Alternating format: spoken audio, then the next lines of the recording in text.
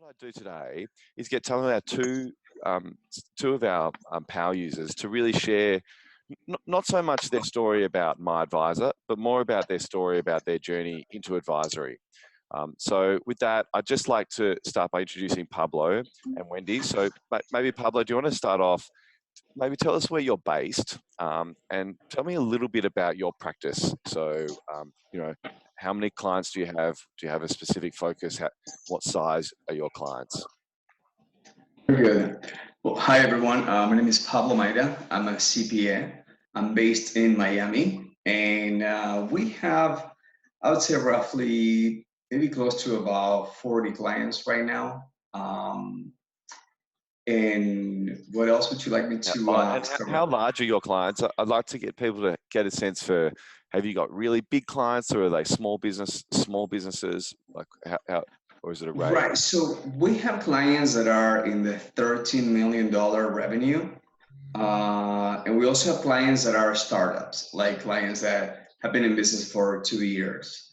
And I would say we have, in general, our clients are about $1 million in sales. That would be like an average. And did your business start with bookkeeping, or have you always been a full service accounting firm? Right. So I started as a bookkeeper, and I wanted to deliver a service that was bookkeeping based because it's a business that I understand. We don't do a lot of taxes. It's not what we specialize. We specialize in financial accounting.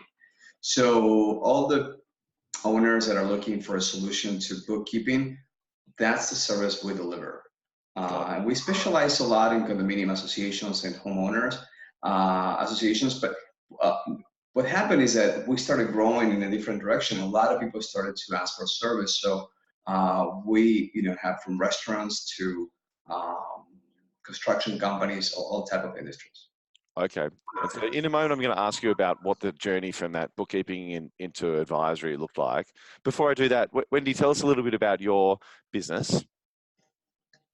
Good, thank you. Hi, and I was introduced to Ben by Rob Nixon, and Rob would chop us up in pieces if he heard us say we practice. We don't practice, we're in business. Oh, nice.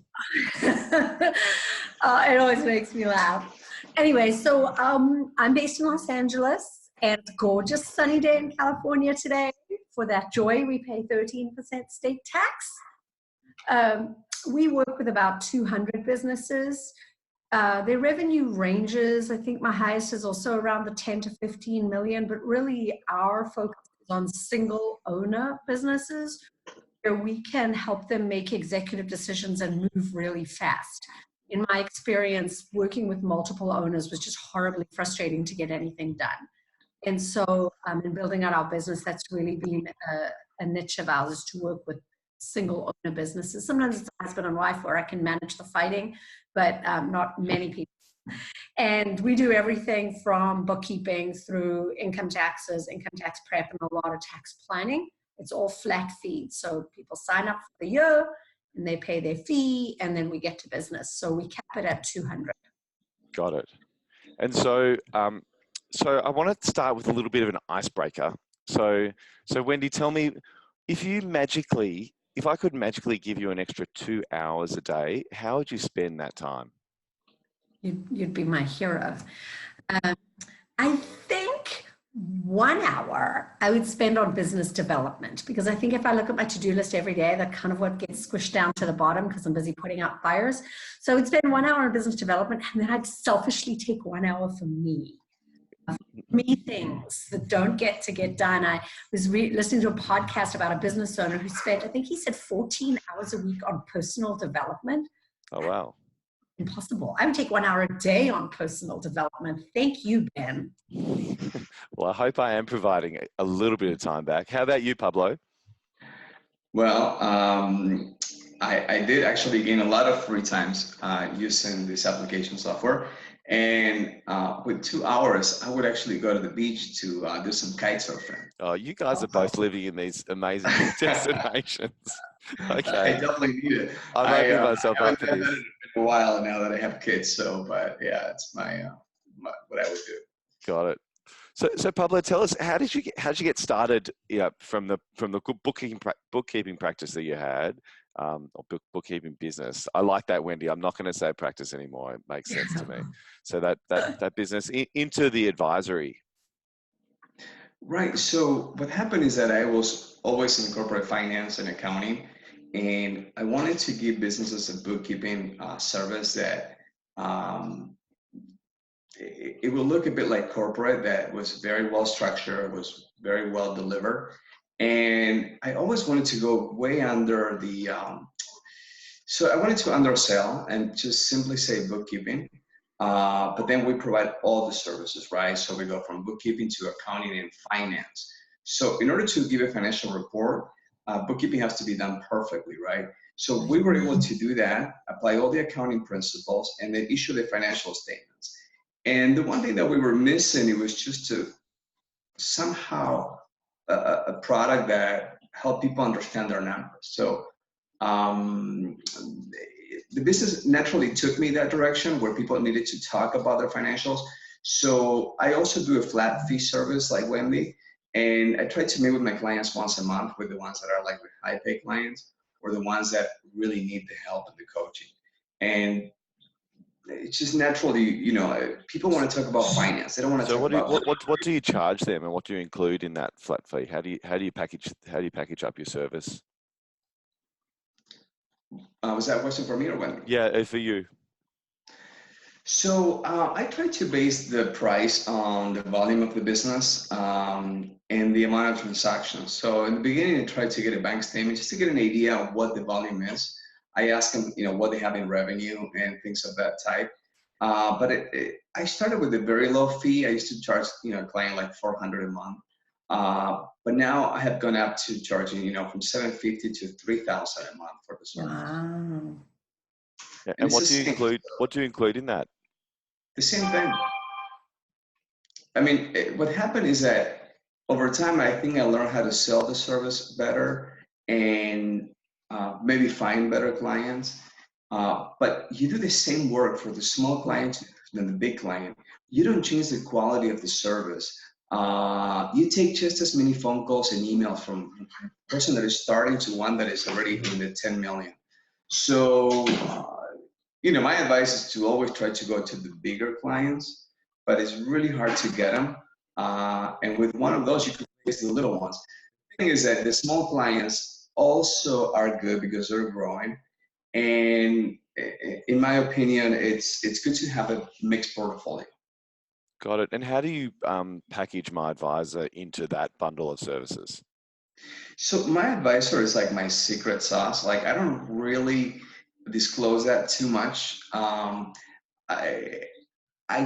always like to save that as a surprise, as a wow, because I will bring that to the table if I cannot close a sale, and I will show this report, a sample of what I've done for another client, so they're impressed, right? But what I normally do, once I sell the service and I get the client going and I feel comfortable with the financials, after the second or third month, I will throw that report in, and they're completely blown away. So what I try to do is the wow factor, and I use My Advisor for that. And so do you, from that point onwards, do you include it every month or, once a quarter? No, once I start with the client, I include it every month. Got it. Okay. And Wendy, what's been your experience with advisory? Like, how did you start your journey? Yeah, mine is more from because I'm from a tax background, and so for us doing the bookkeeping was more about me getting good numbers for the tax return. Mm-hmm. Because if somebody brings me junk, then for me to do a tax return is a nightmare that comes back to bite me. So we started almost throwing in the bookkeeping at a low fee just because it helped us control the relationship and helped us control the numbers. And then what we started to find, and I'm not sure, Ben, in Australia if you're seeing this, but here there are all these services that are now like $99 a month for your bookkeeping. And so people are coming to us saying, well, I can get my bookkeeping done for $99. Why would I pay you $500? And so that's where the consulting piece and the AI piece, the advisor piece, has really helped us, because we're able to say, you can do that. or you can pay us, and this is what you get. You get this gorgeous report. I don't tell them that we use your service. I tell them it's our report. We create a report for you. And they get the very basic clients. It works on a fee of about $500 a month. And they get 30 minutes with me every month to take a look at the report and ask any questions. And for us, it's really a function of then allowing us to sell more true consulting services and tax planning. So it's a really good base to differentiate us in the marketplace and to get a really good handle on the numbers to do the taxes and the tax planning. And so, Wendy, you know, that's a relatively low price point compared to Pablo. So how are you able to do it at that price and stay and be as profitable as you are? Right. So I don't make as good a margin as Pablo probably does on that, because for us, again, it really was about keeping all the numbers here and keeping all the client in-house rather than having them go to these $99 services.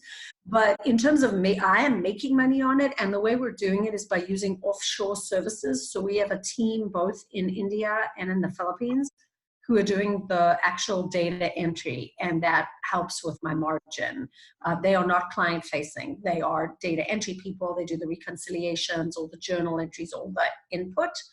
And then it comes to me and my team for client facing work. So that's a really fascinating edge, I think. And so how did you start doing that? I mean, for someone like some of our listeners, they might think, man, that's amazing. Like, what do? You just pick up the phone and pick up the internet? Like, how do you? Yeah, how do you? Like, that's a really nice edge that you've got there. Like, can you tell us a little bit more about how you might get started? First, let me just say that I get a lot of pushback from my colleagues about it being unpatriotic. I'm an immigrant. I consider myself very, very fortunate to be here in the United States. I love living here. I love being an American.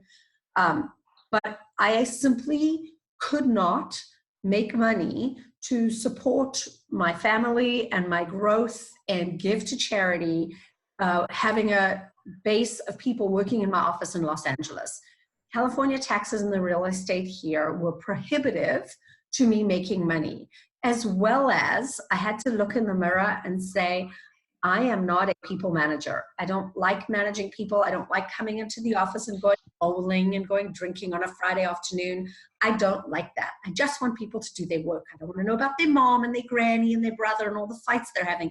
I'm not good at that. And so that was a really important juncture for me to realize I don't want to build a Google-esque office where we sit around playing bowls every afternoon. I don't want that.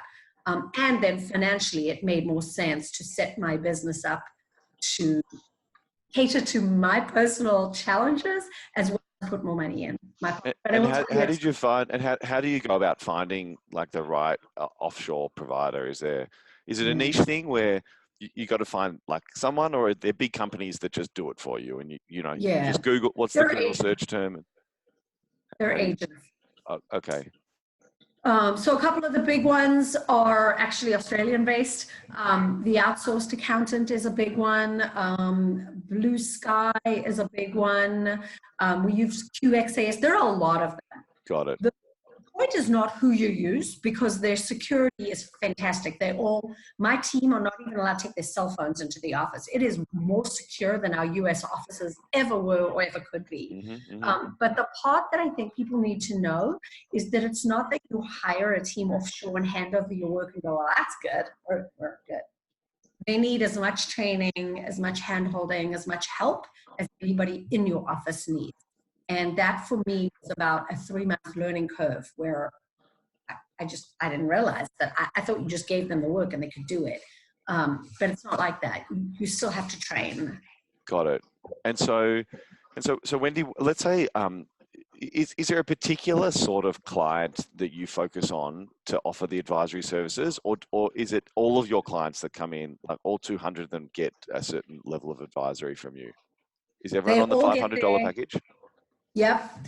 They all get, for a $500 package, they all get an AI report every month, and they get 30 minutes with me if they want it. Honestly, some just are like, fine, I don't need it. So I mean, I offer it, but they don't all want it. And then there are a big chunk of them that actually pay extra for our, premier plans where we meet quarterly for 2 or 3 hours, or else we meet monthly for an hour, and then they pay more, obviously, because it's a deeper level of service. Yeah, got it. So Pablo, listening to Wendy, are there any things that jump out to you that you think, oh, that's kind of interesting or a surprise? Well, she has a large amount of clients compared to me, so she definitely has a lot more work, and it's a bigger team. So that's interesting about the offshore. I don't have that luxury. We do a lot of that, pretty much in-house, and I handpick the people that get the AI report. Some clients don't need it, but most of them do. So. And I also spend a good amount of time in the AI report. But before I used to do it myself. So before I discovered your software, I used to write the report. I remember having a conversation with you in a webinar, and I sent you a sample. I didn't have all the graphics you had, but I had the executive summary. And I needed the graphics, so that's how I found your software, because I needed the charts your software was the only one in the industry that actually writes the executive summary. Now, the way I do it, and how I use it, I go to every single section that you have, every tab. In every section, there is a very good, what's called the factual commentary, not the advisory commentary. So I remove the advisory commentary, and I only keep the factual commentary. And with every section of that, I organize it in the way I like it in the executive summary. And my first page, it's a real page written out. And I take all your writing, and at the end, I make some very kind of specific comments that I like, or some feedback or whatever. So I send, the financial reports from QuickBooks, and then I send the AI report. And I found this really interesting, Pablo, because the reason why I was really keen to have you and Wendy on together is that you both use My Advisor very differently. And I was sort of getting to that in terms of like, Pablo, you don't have as many clients and you really finesse the report. So I can't see the reports that you guys generate with My Advisor because of the privacy and security. We'd be happy to send you some. Oh yeah, so that would be, well, so what was interesting was that Pablo, what I can do is I can see the activity in the report, right? So on Pablo, I could just see there was a lot of activity, but I couldn't tell what it was. And I rang up Pablo. I said, "What are you doing with these reports? Like they're making a lot of changes. Like, are you not happy with it?" And he said, "No, it's like this." And I remember you showed me the reports you were creating manually, and I was shocked at how similar they were to what we were creating automatically. So I can see how you really finesse and put your own language, and you combine your own language with our language. Whereas Wendy, my understanding, I don't really know this, is that because you've got so many clients, you probably send the report out pretty much do you, as is. Like, do you put your client's logo on it or anything like that? No, I don't. And honestly, I should, to be honest. There are pieces of Advisor that I really could enhance to look better. 100%. I agree. I should put the logo on. I just haven't. For me, the part I love about Advisor is that it is a 5-minute add-on for me. So the QBO report hits, those advisory notices come up. I delete the ones that sound a little canned, to be honest, I do. And sometimes I'll write in maybe 1 or 2 comments that they can hear sound like my voice, so I'll make a joke and go, "Oh wow, this graph looks like you got a heart attack." Well, funny and cute and send it off, but I spend no more than 5 minutes on that report before I send it off to a client. So that's really common, actually, Wendy. That's more common, and the thing that we see in best practice with really efficient practices like yours is that people do just grab like a line here and a line there, and they'll actually try and drop in the name of a person in the business into the commentary, so that it's like, it looks like Gloria has done a great job with accounts receivable or with sales this month or something, and that makes it look like, oh my goodness, this whole report has been created, like crafted by hand. Right. There are some sections that don't apply to all the users. Like, for example, Right. I don't know, I have a Accounts client that doesn't use QuickBooks for sales. So Right. we only reconcile the money coming in. Well, the money coming in doesn't have a product attached to it, and it doesn't have a customer name attached to it. So accounts receivable by name, it's something that I have to minimize and exclude. Sure. Yeah. And then sales by products is something I have to minimize and exclude. So, you know, yeah, we go really fast through the report. And for example, last month I have a client that is a low paying client, right? So he doesn't need an executive summary from me, not unless he pays more, right? So what I do with that one, I don't write executive summary. I leave as is, and then I minimize the sections that I don't need and I send it out. But most of them, I do actually enjoy writing the summary. So.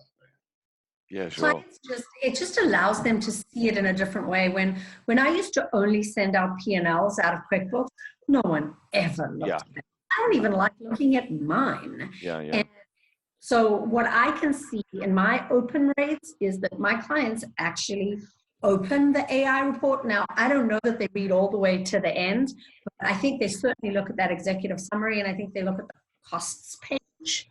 And I think I like it because it shows that we're different in our thinking and that we're giving them something that they can see that's extremely valuable. They have no idea that it only takes me 5, maybe 10 minutes. Right. Yeah, sure. And so one of our theories as well has been that the cash part of the report is a really valuable conversation starter. Have you found that or not so much?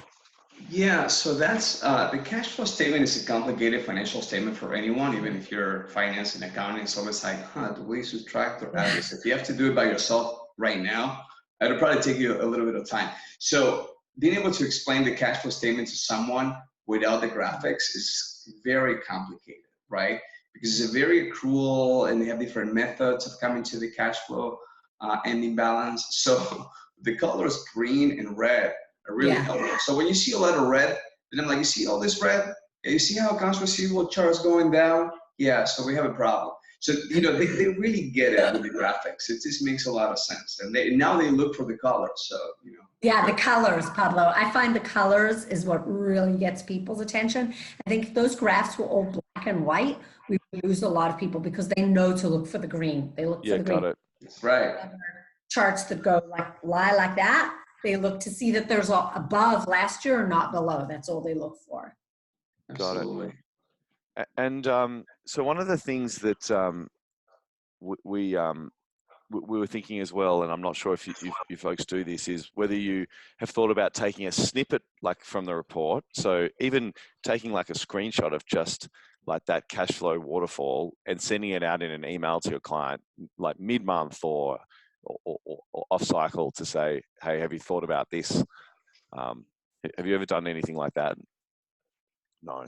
It sounds like both of you are using it as sort of an end of the month as a package as part of the service. Yep. Got it. Yeah, this package, you know, once the customer gets this printed, and I try to, when I meet with them, I take a copy and I print it out. I use a lot of ink, but this is they visit you in person? Do you have those conversations in person, Pablo, or are they done over the phone? Oh yeah, absolutely. So I have about right now 5 clients that I do meet every month.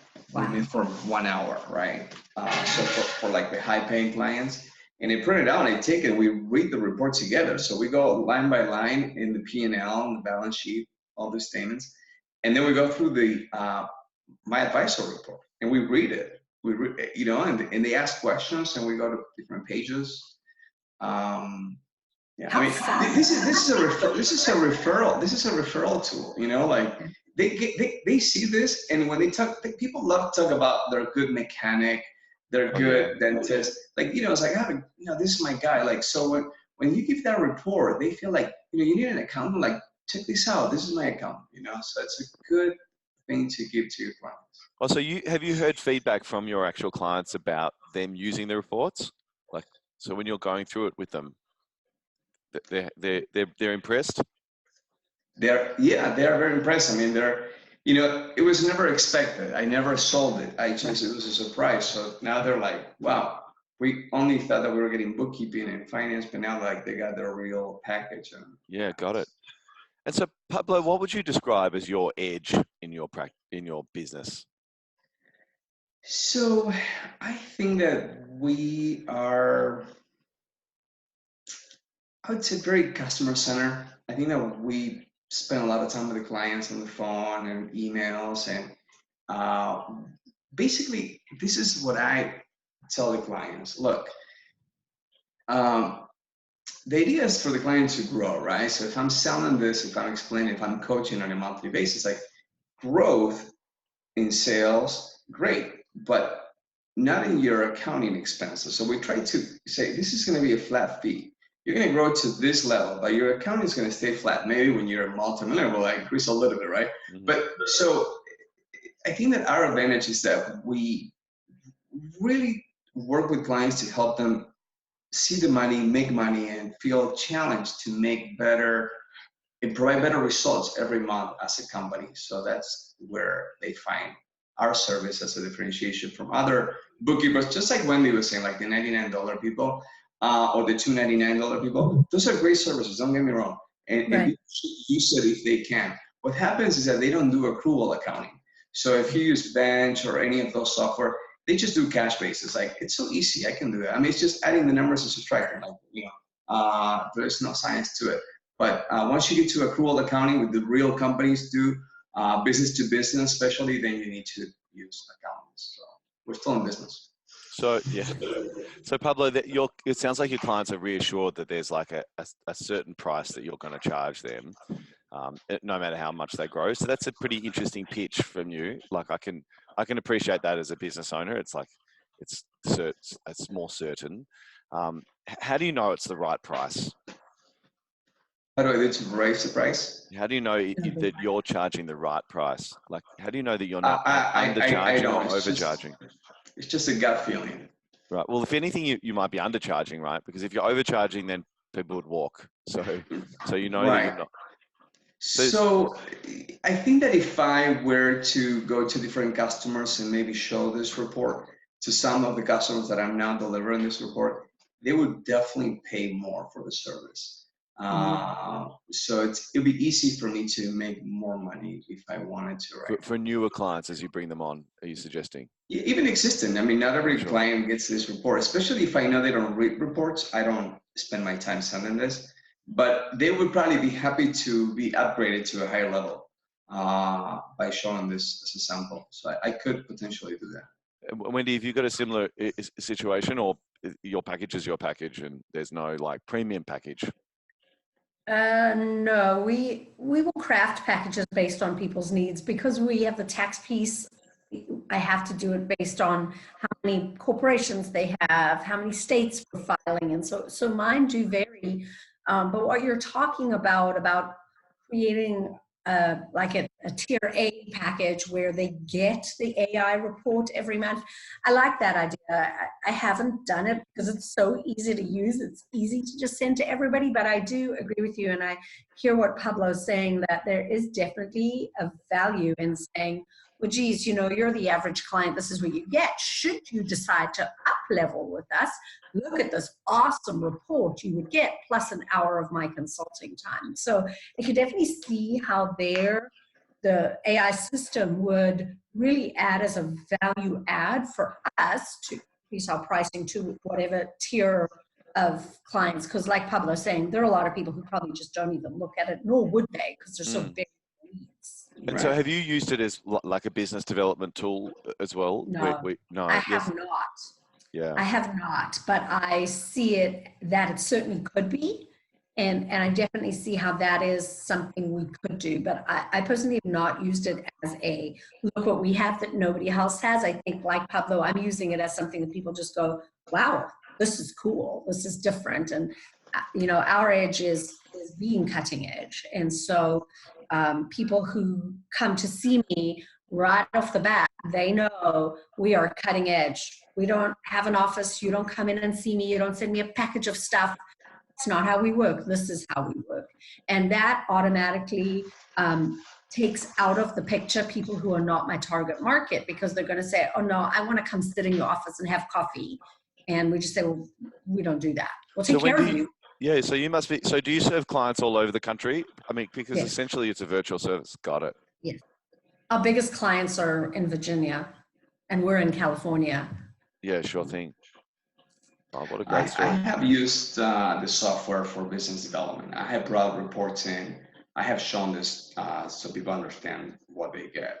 And so how does that work? Because essentially you would need access to their QBO, right? So Right. a new client comes in and you say, what do you say? Just like, give me access, make me an advisor in QBO and let me take a look and I'll provide you with a report, or like, or how do I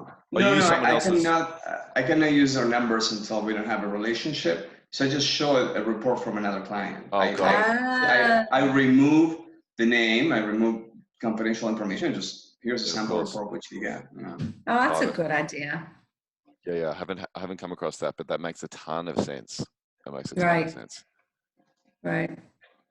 And so, so what? Maybe I'll start with you, Wendy. Like, so what advice do you have to our listeners? Many of them are in an early stage of their journey, or they're just thinking about using My Advisor, or they're doing advisory services right now, like using the general reporting tools.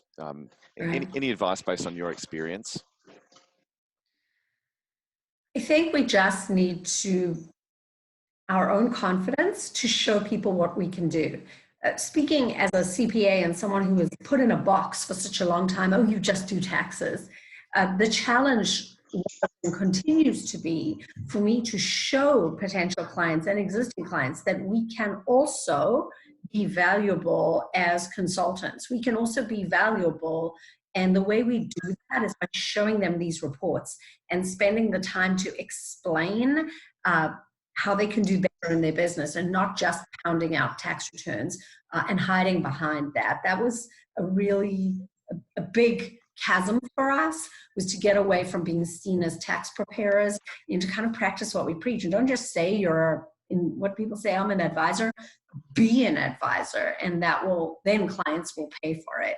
Very hard otherwise to just say, I'm a CPA and I do consulting. They go, really? I thought you do.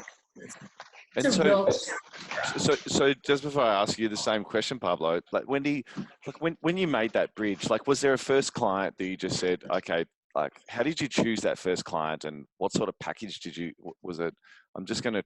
experiment with a particular client? Did you have someone that was close?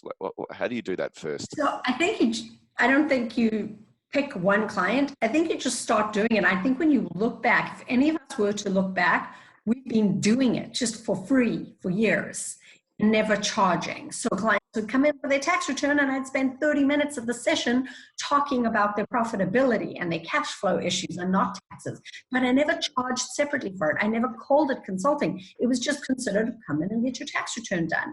And so just over time, I started kind of saying to them, no, I see you have a cash flow issue. If you'd like help with that, this is how we're going to do that. And so kind of changing the way I do it, rather than giving it away for free, to actually say that I see, there's an issue here with sales. Or, do you know what your ROI is on your marketing? You're spending this money on marketing. What's your ROI? I don't know. You don't know? You need help with that. I can help you. And then explaining to them that they have to pay me extra for it. So it just became changing the conversation rather than picking up practice. Yeah, that makes a ton of sense. You're actually just productizing something that you're already doing, like by calling it something at least and putting a price next to it makes a ton of sense. Got it. And I started off doing like $150 just to see if they would say yes or no, Oh, I'll charge you $150. And they said yes. And so I kept pushing the price up until they started. And then when they start saying no, you go, okay, so now either it's too expensive or I'm not pitching it right. But that's kind of how we got to our pricing of. Oh, got it. So you're pretty comfortable that that's the right price for you, the $5 for your clients? Well, I think we can always charge more, but our consulting clients are paying a lot more. Most people are paying about 1% of revenue for a full suite of service. Yeah. But I think for me, the pricing thing is always about a percentage close rate. So if I'm closing 99% of the proposals that I put out there, I'm too cheap. right? I mean, everyone should be able to afford to work with us. If I'm closing only 75% of the proposals I put out there, then my pricing's probably right. That's how I track it. I keep track of my close rate, and then as soon as my close rate is too high, I need to push up my prices. If my close rate is too low, then something else is happening. I'm not selling it right. The inbound referrals are wrong. It's kind of how I judge my pricing. And so with your model, Wendy, is it, I mean, could you have twice as many clients as you have today, or is there a bit of a cap on the size of what? The cap right now is me. So I only have so many hours that I want to work. And because I'm doing the high level consulting myself, I need another me in order to take on more clients. Yeah. And so that's the challenge, as I'm sure Pablo can attest to, finding, another me that I trust to do as I would do with my clients is really the challenge. And that's my 3-year plan, is to find another me so that I can double that. Got it. Yeah. So I can see how, like, you without my advisor, you'd probably charge a little less. But so, like, if I dial back the clock, then you add my advisor into the mix, you can charge a little bit more before you have to take that extra leap of trying to find another you. So it's a bit of a Correct. kind of a turbocharge of the existing model before you have to change the model. And a differentiator in the market. Yeah. Yeah. So people are willing to pay more because I have a report that other people don't have. They're getting a basic QuickBooks report or whatever the software they're using. It's kind of funny, right? Because when I initially started chatting with Pablo and said, "Hey, Pablo, would you jump on a podcast or something with me?" He was like, like, this is kind of a bit of a secret for me, the My Advisor report. I'm not sure if all of the advisors in the Miami area started to use it, you'd sort of start to lose your edge.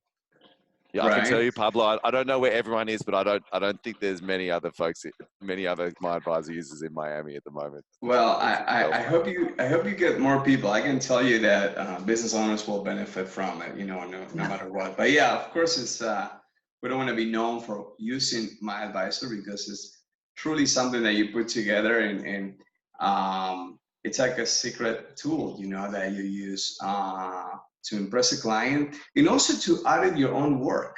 So if you take some time to read it, you will ask questions that the business owner will ask himself or herself. So it's a tool that will help you also double check your work as the bookkeeping and accounting work is being completed. That's actually true. I have found errors that way before too, where I've looked at it and go, that can't be right. Right. Mm-hmm. Yeah, exactly. So that's one of the great things. And you can also do like a month-end close. You can do a quarterly close. You can do an annual close. And I have clients like, would you do that report for me for the quarter so I can show it to my partners? So people will come and ask me for different, periods of the report from many months ago, so they can show something. Maybe they want to go get a loan. I mean, one of the things that you should probably say is for internal use as a CPA or accountant, just to be safe. But they will show it to a banker. They'll show it to and the business owner feels, and they do actually. It's almost like having an accounting or finance team behind them. And many people will sell this as a CFO, right? I don't like to sell it as a CFO. I think it's a little arrogant for me to come and say I'm your CFO. Although I am doing the CFO work at some level, and not all the job description. But the beauty is that you can undersell and over-deliver with the software. And I think that's what it's really handy for me. That's fabulous. So I don't have any further questions, but I'm really delighted with where we've gone in this conversation. I'm really grateful, Wendy and Pablo, for you to share your experience with our users, and really to share, like, I think what we've done today is really share the nitty-gritty of the journey that you go on from bookkeeping into advisory, which is one that many people are just starting.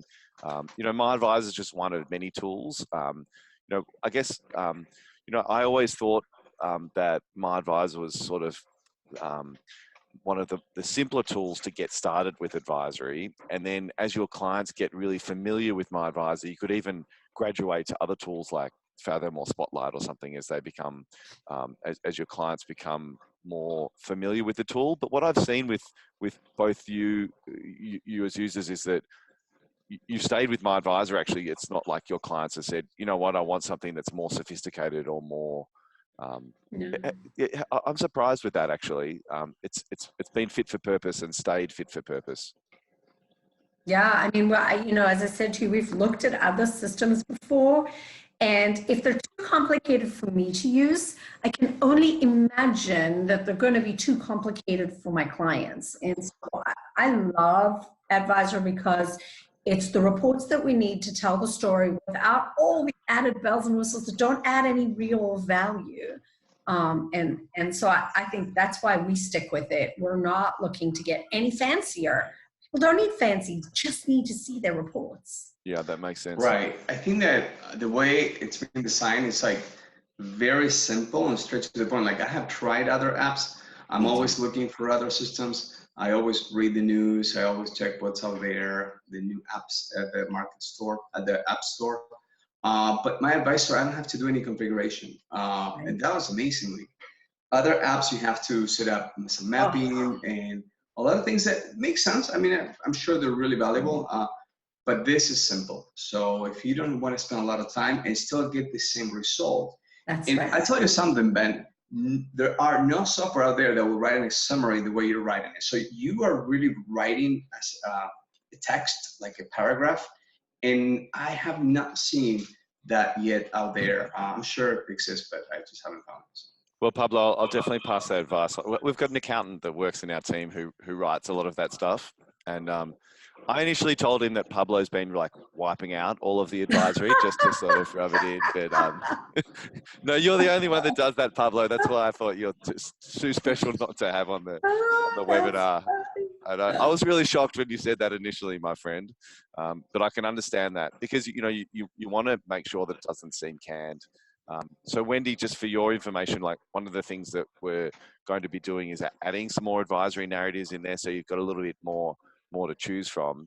That's not so relevant for Pablo because he puts his own in there. But maybe you could cut and paste some of Pablo's narratives. There we go. I'll share it. I'll share something with you, Wendy. I take all the, I only leave the factual commentary. Once in a while, I will type something in the advisory box or leave one comment. And the issue that I was explaining to Ben is that I don't remember if I picked that phrase a few months ago.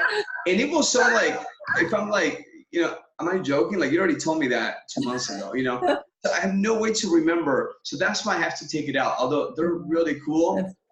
When you do it on so like, I think that tip is really helpful for if a business owner wants to use your service on its own, which I think is kind of risky because you have to do very good bookkeeping and accounting for you to use My Advisor. But so I have to delete them manually every time for every section. But they're really good though. Pablo, one of our clients came up to me at Scaling New Heights and said, I was under the impression that whenever I changed the narrative, you were saving that and that was forming part of the library that you were going to make available to everybody. And I explained, I said, like we actually could do that, but we don't because of privacy. And I thought that, I said, Tim, I thought that like if you did that, you would not want all the other advisors to be benefiting from yours. And he said, oh, but like I would have thought that I'd be benefiting from everybody else's. So, I mean, do you have a view on that? Because it's a pretty edgy thing to do, right? Because all of a sudden you would be getting the wisdom of all of the other people of what they would say in that scenario. So rather than just having 2 or 3 examples of the advisory narrative for every scenario, I could put 15 or 20. So you'd have less of a likelihood of picking the same one each time. Would that concern you? I think it's the same issue though, where he's saying you wouldn't know if you duplicated anyone. So it's too risky to duplicate anyone. Right. Yeah, it's a little risky. So what I do, I only stick to the factual commentary because it's okay if every month you explain profit and loss in the same way. Actually, it really helps the owner because he gets used to reading the financials, right? It goes from revenue to cost of goods sold or direct expenses to your gross profit, operating expenses, net income, right? Then we go to the asset, liability, equity, and then cash flow.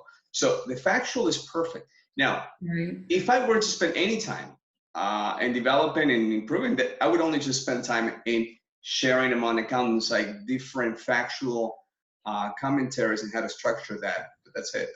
I'd stay away from advisory. I just cannot remember what I said last month on the advisory section. Yeah.